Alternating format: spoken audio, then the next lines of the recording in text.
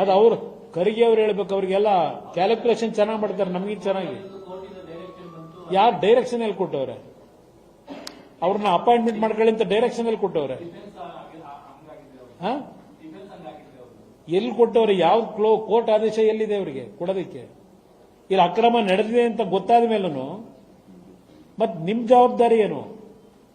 ಸರ್ಕಾರದ್ದು, ನಿಮ್ಮ ಇಲಾಖೆಗೆ ಸರಿದ್ದದು, ನೀವು ತಗೋಬೇಕಲ್ಲ ಡಿಸಿಷನ್. ಅದು ಅವ್ರು ಕೇಳಿ ಗೊತ್ತಿಲ್ಲ ನನಗೆ, ಯಾರಿಗೆ ಕಿಕ್ ಬ್ಯಾಕ್ ಹೋಗಿದೆ ಅವ್ರು ಹೇಳಬೇಕು. ಯಾಕೆಂದ್ರೆ ಅವ್ರು ಪಂಡಿತರಲ್ಲ ಎಲ್ಲ ವಿಷಯದಲ್ಲೂ. ಅದನ್ನೇ ಹೇಳ್ತಾ ಇರೋದು. ಏನ್ ಆಕ್ಷನ್ ತಗೋತೀಯಪ್ಪ? ಇದು ಅಕ್ರಮವಾಗಿ ಸೇರಿರೋದವರು. ರಿಪೋರ್ಟ್ ಇದೆ. ನಿಮ್ಮ OMR ಶೀಟ್ಗಳನ್ನ ಯಾವ ರೀತಿ ಮಿಸ್ಯೂಸ್ ಮಾಡ್ಕೊಂಡ್ರು ಇದೆಲ್ಲ ಡೀಟೇಲ್ ಕೊಟ್ಟವರೆಲ್ಲ. ಇದು ಯಾಕೆ ಕೊಟ್ಟವ್ರು ಈ ರಿಪೋರ್ಟ್? ಇದು ಯಾಕೆ ಬಂದಿದೆ? ಇದರೊಳಗೆ ಏನಿದೆ ಇದರಲ್ಲಿ ಗೊತ್ತಿಲ್ಲ ನಿಮಗೆ? ಇದನ್ನ ಯಾಕಪ್ಪ ಚರ್ಚೆ ಮಾಡಲ್ಲ? ಮೊದಲು ಮೆಂಬರ್ಗಳನ್ನ ಮಾಡಬೇಕಾದ್ರೆ 360 ಡಿಗ್ರಿ ನಡೀತದಲ್ಲಿ ಡೆಲ್ಲಿನಲ್ಲಿ. ಯಾರು ಇಂಪಾರ್ಟೆಂಟ್ ಸೆನ್ಸಿಟಿವ್ ಪೋಸ್ಟ್ಗೆ ಅಪಾಯಿಂಟ್ ಮಾಡಬೇಕಾದ್ರೆ 360 ಡಿಗ್ರಿ ಎನ್ಕ್ವೈರಿ ಮಾಡ್ತಾರೆ.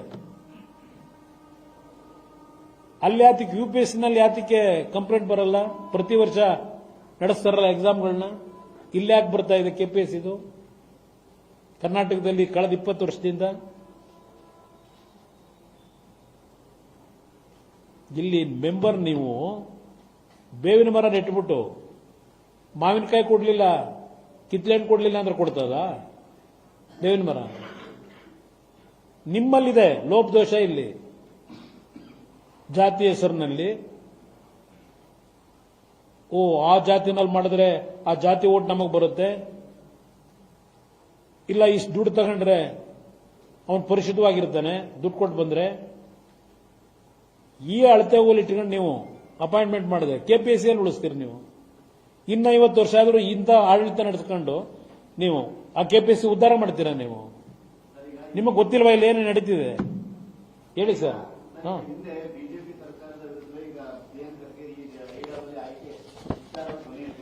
ಇದು ಬಿಜೆಪಿ ಸರ್ಕಾರದಲ್ಲಿ ಅದು ಓನ್ಲಿ ನೋಟಿಫಿಕೇಶನ್ ಮಾಡಿದ್ರು. ಆಮೇಲೆಲ್ಲ ನಡೆದಿದ್ದು ಇವರು ಸಚಿವರಾದ ಮೇಲೆ ನಡೆದಿರೋದು ಇವೆಲ್ಲ. ಬಿಜೆಪಿ ಸರ್ಕಾರದ ಓನ್ಲಿ ನೋಟಿಫಿಕೇಶನ್, ಅದು ಎಕ್ಸಾಮ್ ನೋಟಿಫಿಕೇಶನ್. ಅದರಲ್ಲಿ ಯಾವ ತರ ನಡ್ಕೋಬೇಕು, ಆ ಅಭ್ಯರ್ಥಿಗಳು ಎಕ್ಸಾಮ್ ಬರೆಯೋರು ಯಾವ ರೀತಿ ನಡಿಬೇಕು, ಪ್ರತಿಯೊಂದು ಗೈಡ್ಲೈನ್ಸ್ ಇಟ್ಟವ್ರೆ. ಆ ಗೈಡ್ಲೈನ್ಸ್ಗಳನ್ನ ಗಾಳಿ ತೂರಿರೋದು ಯಾರು? ಇದು ಇಲ್ಲಿರ್ತಕ್ಕಂಥ ಲೋಪದೋಷಗಳು.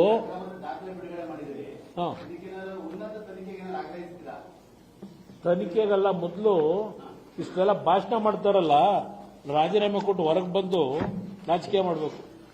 ಇಲ್ಲಿ ಅಧಿಕಾರ ಕೊಟ್ಟಿದ್ರಲ್ಲ, ವಿಷಯ ಗೊತ್ತಿದ್ದು ಇಂಥವ್ರನ್ನ ಹೆಂಗ್ ಅಪಾಯಿಂಟ್ಮೆಂಟ್ ಮಾಡ್ಕೊಂಡಿದ್ದೀರಿ? ಇಷ್ಟೆಲ್ಲ ಇದ್ದು ಮೆಟೀರಿಯಲ್ ಇದೆ, ಯಾತಿಕ್ ಮೌಲಿಕ ಶರಣ ಆಗಿದೆ. ಬರೀ ಇದು ಬೇರೆದು ಹೇಳ್ತಿರಲ್ಲ, ಈಗಲದು ನಿರಂತರವಾಗಿ ನಡೀತಾ ಇದೆ ಇಲ್ಲಿ.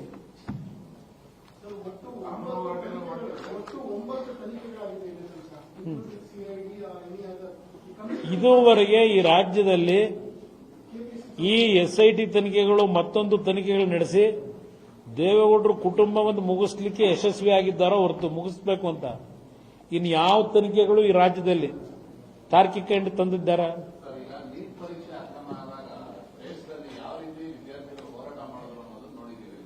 ನಾನು ಅದಕ್ಕೆ ಇಲ್ಲಿಯ ಧಾರವಾಡದಲ್ಲಿ ನಿನ್ನೆ ಅವರೇ ರೆಫರ್ ಮಾಡವ್ರೆ, ಪ್ರಿಯಾಂಕಾ ಖರ್ಗೆ ಅವರೇ.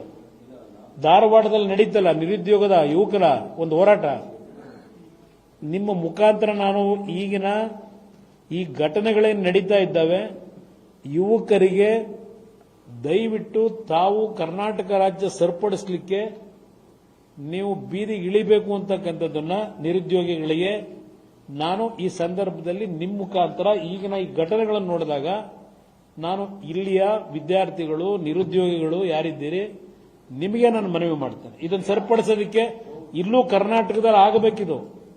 ಯಾತಕ್ಕೆ ಮೌನವಾಗವ್ರೆ ಜನ ಈಗ ಯುವಕರು? ನಾನು ಮನವಿ ಮಾಡ್ತೇನೆ,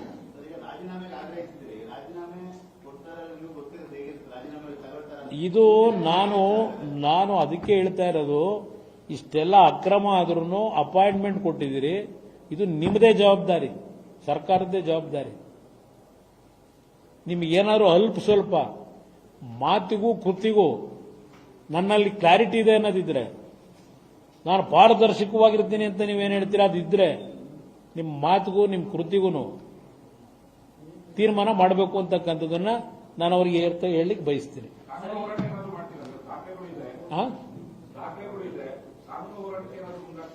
ಈಗಾಗಲೇ ಅಪಾಯಿಂಟ್ಮೆಂಟೇ ಕೊಟ್ಟವರಲ್ಲ, ಕಾನೂನಿನಲ್ಲಿ ಕೆಲವು ತೀರ್ಪು ಕೊಟ್ಟರು.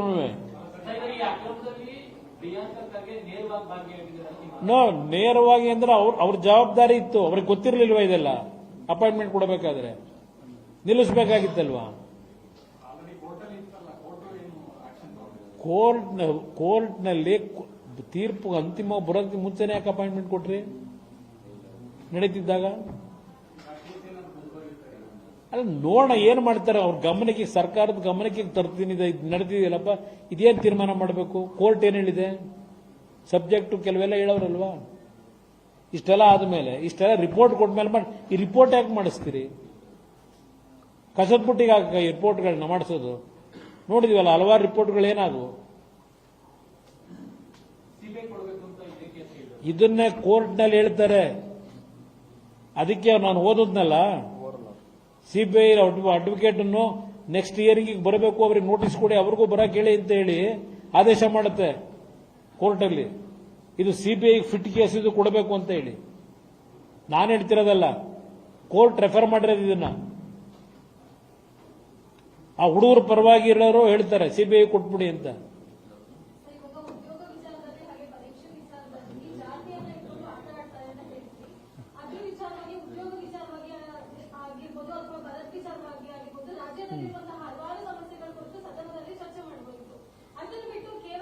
ನೀವು ಸದನದಲ್ಲಿ ಇರೋನು ಕೇಳಿ ಅಮ್ಮ, ನಾನು ಸದನದಲ್ಲಿ ಇಲ್ಲ. ಈಗ ಸದನದಲ್ಲಿ ಇರೋರು ಶಾಸಕರುಗಳು, ಮಂತ್ರಿಗಳು, ಅವ್ರನ್ನ ಕೇಳಿ. ನಾನು ಕೇಳಿದ್ರೆ ನಾನೇನು ಹೇಳಿ? ನಾನಿದ್ದಿದ್ರೆ ನಮ್ಮ ಸಬ್ಜೆಕ್ಟೇ ಬೇರೆ ಇರ್ತಿತ್ತು. ಇವತ್ತು ಬರಗಾಲ ನೀವು ಹೇಳಿದ್ರಿ, ಹೌದು, ನಿನ್ನೆ ದಿನ ಘೋಷಣೆ ಮಾಡವ್ರೆ, ಬರಗಾಲ ಅಂತ ಘೋಷಣೆ ಮಾಡವ್ರೆ. ಬರಗಾಲಕ್ಕೆ ಏನ್ ಕ್ರಮ ತಗೋತೀವಿ ಅಂತ ಏನಾದ್ರು ಇದೆಯಾ? ಆ ರೈತರು ಇವತ್ತು ಕಷ್ಟಕ್ಕೊಳಗಾಗಿದಾರಲ್ಲ. ನೋಡಿ ಮೇಡಮ್, ಇವತ್ತು ಒಂದು ಸಬ್ಜೆಕ್ಟ್ ಇಲ್ಲಿ ಹೇಳ್ತಾ ಇದ್ದೀನಿ, ಕೆಪಿಎಸ್ ಇದು. ಇನ್ನೊಂದು 3-4 ದಿವಸ ಬಿಟ್ಟು ಇನ್ನೊಂದು ಸಬ್ಜೆಕ್ಟ್ ಡೀಟೇಲೇ ಇಡ್ತೀನಿ ನಿಮ್ಮ ಮುಂದೆ. ನಾನು ಆ ಕೆಲಸ ಮಾಡಬಹುದು, ಜನಕ್ಕೆ ಎಚ್ಚರಿಸತಕ್ಕಂಥದ್ದಕ್ಕೆ. ನನ್ನ ಡ್ಯೂಟಿ ಏನು ಮಾಡಬೇಕು ನಾನು ಮಾಡ್ತೀನಿ ಅಷ್ಟೇ. ಹೆಚ್ಚಿನ ವಿಡಿಯೋಗಳಿಗೆ ಪ್ರತಿಧ್ವನಿ ಯೂಟ್ಯೂಬ್ ಚಾನೆಲ್ ಸಬ್ಸ್ಕ್ರೈಬ್ ಮಾಡಿ, ಬೆಲ್ ಐಕಾನ್ ಕ್ಲಿಕ್ ಮಾಡಿ.